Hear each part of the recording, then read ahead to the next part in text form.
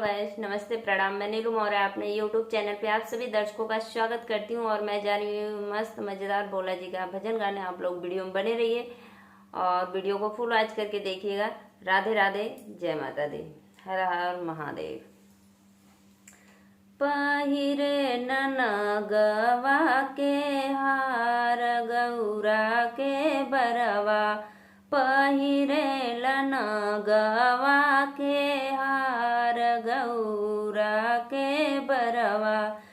नाही खान मेवा मिठाई, नाही खान खोआ मलाई, नाही खान मेवा मिठाई, नाही खान खोआ मलाई।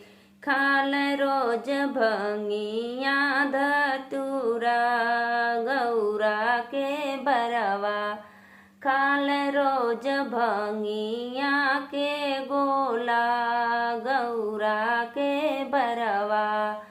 पहिरे ननगवा के हरवा गौरा के भोला, पहिरे ननगवा के हरवा गौरा के भोला।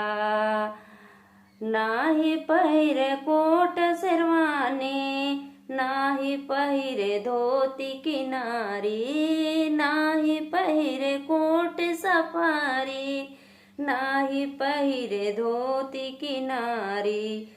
पहिरे न मृगवा के छलवा गौरा के बरवा, पहिरे न मृगवा के छलवा गौरा के बरवा।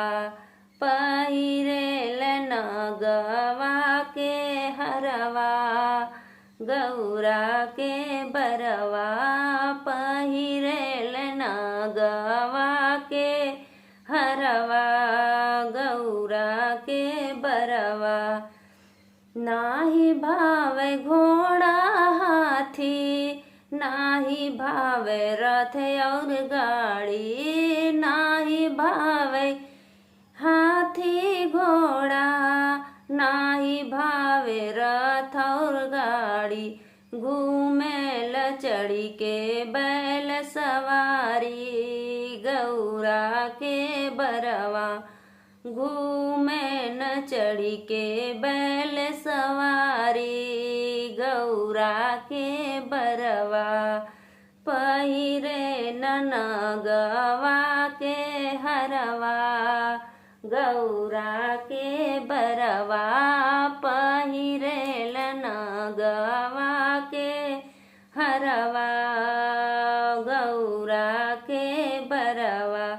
खाननी भंगिया के गोला गौरा के बरवा, खाननी भंगिया के गोला गौरा के बरवा।